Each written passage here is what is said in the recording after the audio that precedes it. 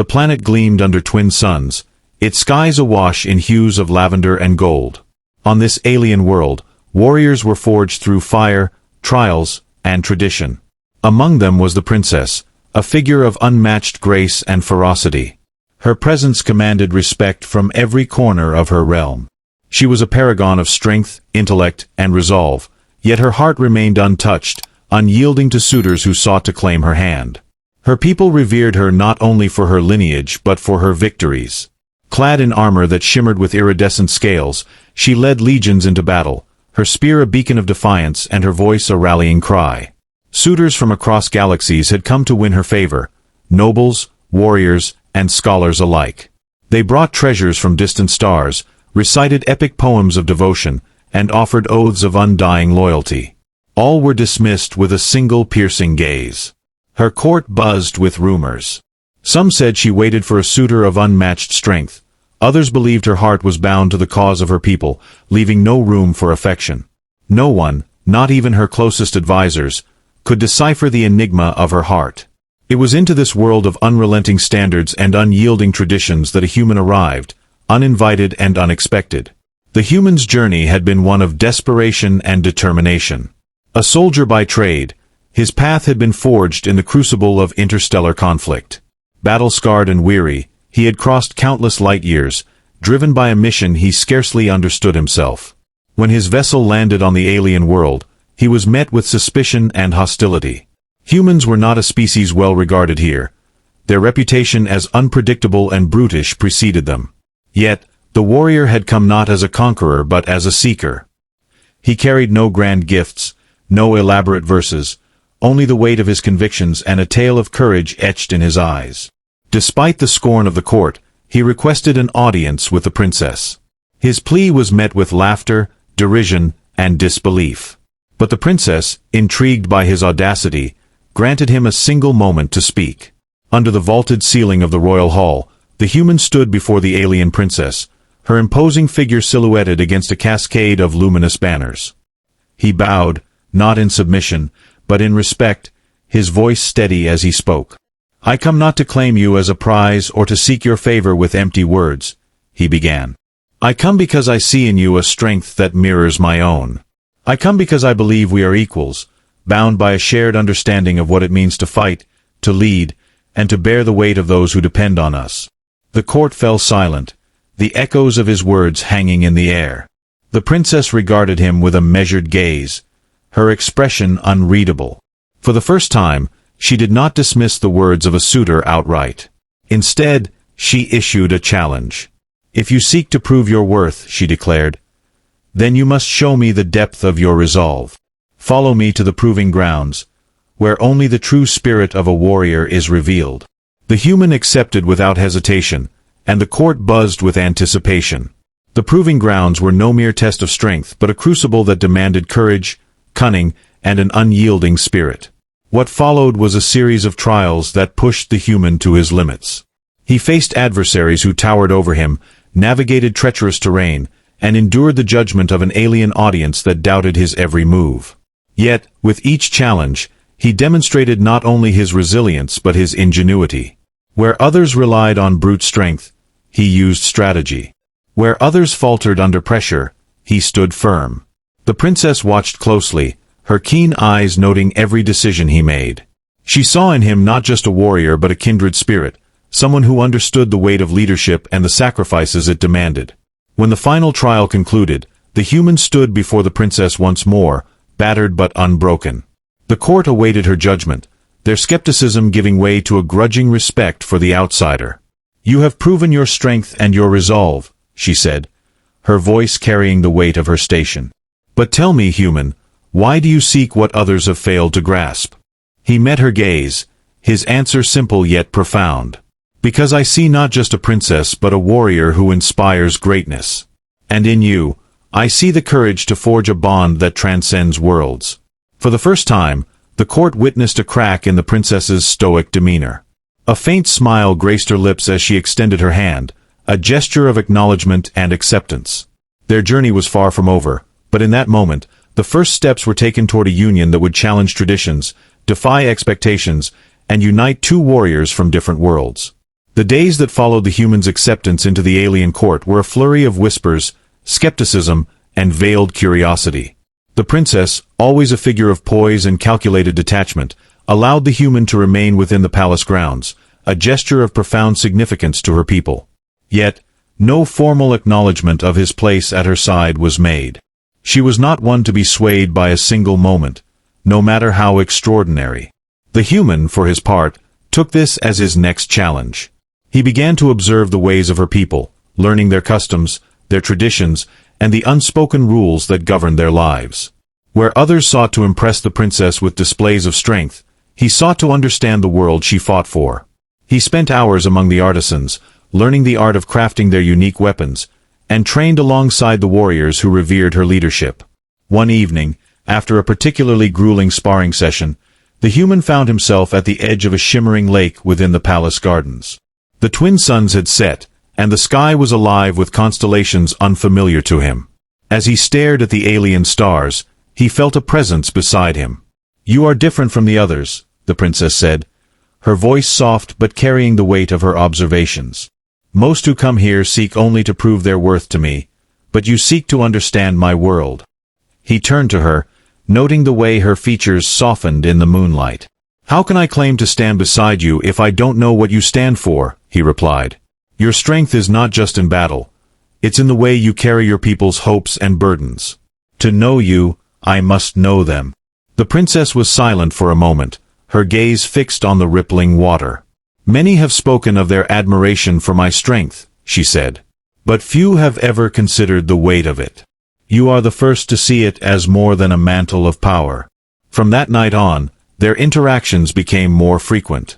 The princess began to test the human in subtler ways, inviting him to debates with her advisors, challenging his views on leadership and strategy, and on rare occasions, sharing stories of her own struggles. The human, in turn, shared tales of his battles, the losses he had endured, and the lessons he had learned. Slowly, a bond began to form, not one of conquest or subjugation, but of mutual respect and understanding. Their growing closeness did not go unnoticed. Members of the court voiced their concerns, warning the princess that a union with an outsider, especially a human, could disrupt the delicate balance of their society. Even her most loyal advisors questioned the wisdom of allowing someone so alien into their inner circle. But the princess was unmoved by their doubts. "He has proven his worth in ways none before him have," she said during a council meeting. "He sees me not as a prize to be won, but as a partner in strength and purpose. That is more than any of you can claim." Her declaration sent shockwaves through the court, but it also silenced much of the dissent. The princess was not one to be easily swayed, and her resolve was clear. As time passed, the human and the princess faced trials together, both on the battlefield and within the labyrinth of palace politics. Each challenge strengthened their bond, revealing new depths to their connection. The human's ingenuity complemented the princess's strategic mind, and together, they became an unstoppable force. The culmination of their journey came during a time of great crisis. An ancient enemy of the princess's people emerged from the shadows, threatening not only her world but the fragile alliances that held the galaxy together. The enemy's forces were vast, their technology formidable, and their tactics ruthless. The princess knew that defeating them would require more than strength, it would require unity. In a bold move, she and the human traveled to the Galactic Council, a fractious assembly of alien leaders, to plead for aid. The council was divided, its members distrustful of each other and especially of the human. But the princess spoke with a fervor that could not be ignored. "I stand before you as a warrior who has fought for her people," she said, her voice echoing through the chamber. "And beside me stands a human who has proven that even the greatest divides can be bridged. Together, we are a testament to what can be achieved when we see beyond our differences." The human stepped forward, adding his voice to hers. "We cannot face this threat alone," he said. "But together, we have a chance to protect not just one world, but all of ours. This is not a battle of species or empires. It is a battle for survival." Their words resonated, and the council agreed to unite their forces. The battle that followed was fierce and costly, but the combined might of the galaxy's warriors, led by the princess and the human, prevailed. In the aftermath, the princess stood before her people, her hand clasped with the humans. Strength is not defined by what we can achieve alone, she said. It is defined by what we can achieve together. Today, we have proven that unity is the greatest strength of all. The cheers of her people echoed through the skies, a testament to the bond that had changed not just 2 lives but the fate of an entire galaxy. And as the human and the princess looked at each other, they knew their journey was only beginning. Together, they would continue to forge a path that defied expectations, united worlds, and proved that even the most unlikely of bonds could shape the future. In the days following their victory, the princess and the human found themselves thrust into the role of reluctant diplomats. The fragile unity they had forged in the heat of battle now needed to be solidified into lasting peace. This was no easy task. The Galactic Council, while grateful for their leadership, remained wary of the partnership between the princess and the human. The princess's people were not immune to these doubts. Many among them questioned her decision to keep the human at her side. Whispers of discontent spread through the ranks of warriors who once revered her, and among the elders who clung to tradition, the idea of an alien consort was seen as a dangerous deviation. Despite the challenges, the princess remained steadfast. She knew that the alliance she and the human represented was more than a personal choice. It was a statement of unity in a fractured galaxy. Yet, even she could not ignore the tensions brewing among her own people. One evening, the princess convened her inner circle, a group of her most trusted advisors and allies. The human was present as well, standing at her side as they discussed the growing unrest. "We cannot ignore the voices of our people," one advisor argued. "They fear change, and this partnership only adds to their uncertainty." The human spoke up, his voice calm but firm. "I do not wish to be a source of division among your people. If my presence weakens your leadership, I will step aside." The princess's gaze was sharp as she responded. "You underestimate my people's resilience. They will learn to accept what they do not yet understand. But we must show them that our bond strengthens, not weakens, our cause." She turned to the human, her expression softening. "You have proven yourself a warrior, but now we must prove ourselves as leaders. Together." Their plan was bold. The princess and the human decided to embark on a journey across her world, visiting cities and settlements to speak directly to the people. They would listen to their concerns, address their doubts, and demonstrate the strength of their partnership. The journey was arduous. At every stop, they encountered skepticism and resistance. Some challenged the human to tests of strength, unwilling to believe that an outsider could match their own warriors. Others questioned the princess's motives, accusing her of placing personal feelings above the needs of her people. The human met each challenge with patience and resolve. He sparred with the doubters, not to defeat them but to show his respect for their traditions. He listened to the elders, learning the history and customs that shaped their fears. And he spoke with passion, sharing his vision of a future where unity transcended species and borders. The princess, too, opened herself in ways she never had before. She shared stories of her battles, not as triumphs but as lessons in the cost of leadership. She spoke of her struggles to balance duty with the needs of her heart, and how the human had shown her a path she had never considered. As the journey progressed, the tide began to turn. Villages that had greeted them with hostility now offered them hospitality. Warriors who had once scoffed at the human's presence now stood beside him in training drills. Elders who had dismissed the princess's choices now saw the wisdom in her vision. The final test came in the capital, where the princess's people gathered for a grand council. It was here that the leaders of her society would decide whether to formally recognize the human as her equal. The chamber was filled with tension as the princess and the human stood before the assembly. One elder, a venerable warrior who had served her father, spoke first. "Princess, you have led us through wars and trials, and we have followed you without question. But this choice you make now, bringing a human into our fold, demands an explanation. What does he bring that we do not already possess?" The princess stepped forward, her voice steady. "He brings a perspective we have never considered. He brings a strength that is not just physical but rooted in understanding and compassion. He has shown me, and us all, that true power lies not in isolation but in unity." The princess stepped forward, her voice steady. "He brings a perspective we have never considered. He brings a strength that is not just physical but rooted in understanding and compassion. He has shown me, and us all, that true power lies not in isolation but in unity. She turned to the human. And he has shown me that I am not alone in bearing the burdens of leadership. The human spoke next, his words simple but heartfelt. I do not ask for your trust lightly. I know it must be earned. But I believe in the vision your princess holds for your people and for this galaxy. I stand here not to replace what you are but to stand beside you, as she has stood beside me. The chamber fell silent, the weight of their words sinking in. Then, one by one, voices of support began to rise. Warriors, elders, and citizens alike stood to speak of the courage they had seen in the human and the unwavering dedication of their princess. The council's decision was unanimous. The human was recognized not as an outsider but as a partner, a symbol of the unity that had saved their world and could shape their future. As the assembly erupted in applause, the princess turned to the human, her eyes shining with a rare vulnerability. It seems, she said with a faint smile, that you have won not only my heart but the hearts of my people. He took her hand, their bond sealed not just by words but by the journey they had shared. Together, they stood as a testament to what could be achieved when two warriors, from worlds apart, chose to fight not against each other but for a common dream. And as they looked out over the gathering of their people, they knew that this was only the beginning. Their partnership, forged in trials and strengthened by understanding, would continue to shape the galaxy for years to come. The partnership between the princess and the human ushered in an era of profound change, not just for her world but for the galaxy at large. Their union became a symbol of unity in a universe fractured by distrust and ancient rivalries. Yet, as with all great endeavors, their path was fraught with new challenges.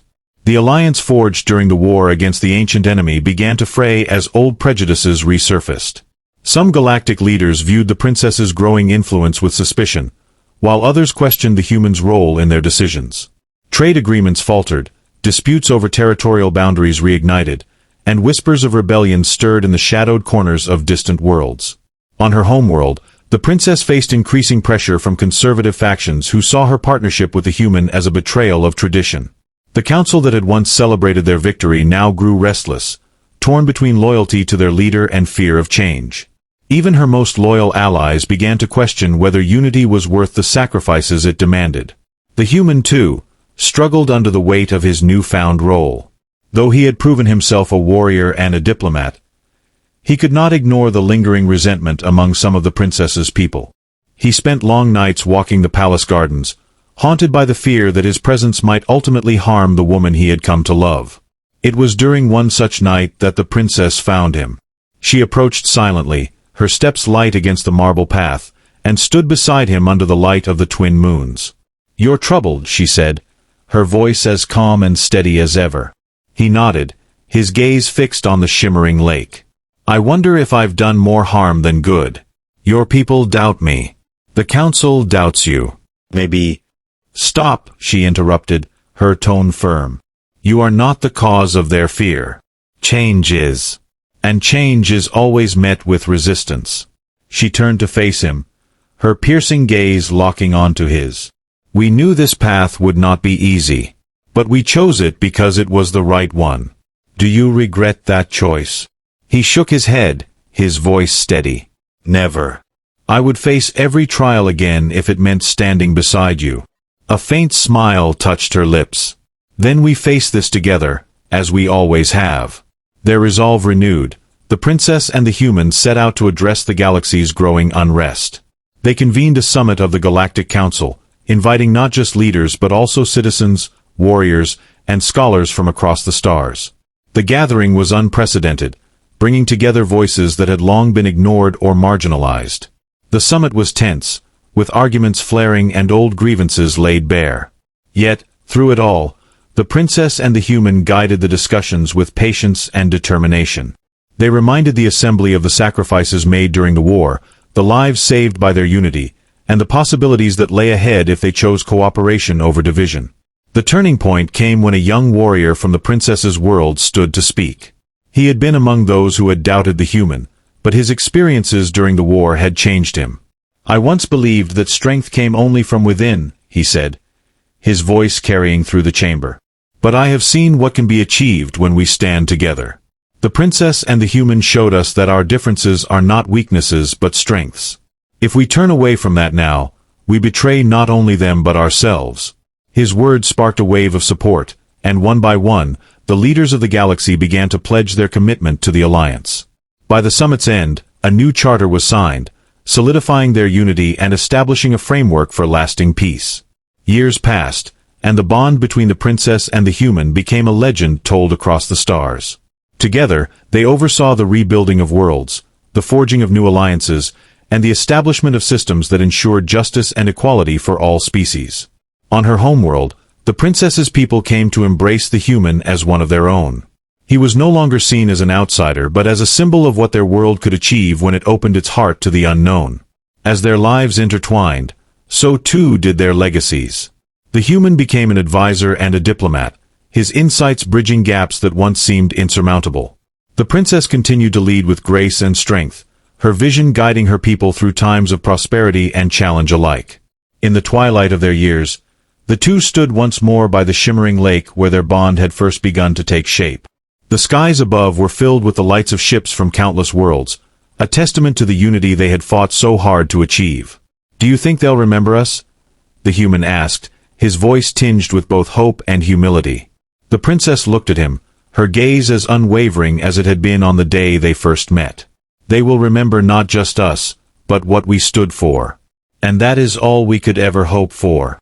Hand in hand, they watched the stars, knowing that their journey had changed not only their lives but the fate of an entire galaxy. Their love, forged in trials and strengthened by understanding, had become a beacon of hope, a reminder that even the most unlikely of bonds could shape the future. And so their story became legend, a tale of two warriors from different worlds who chose to fight, not against each other, but for a dream that would unite the stars.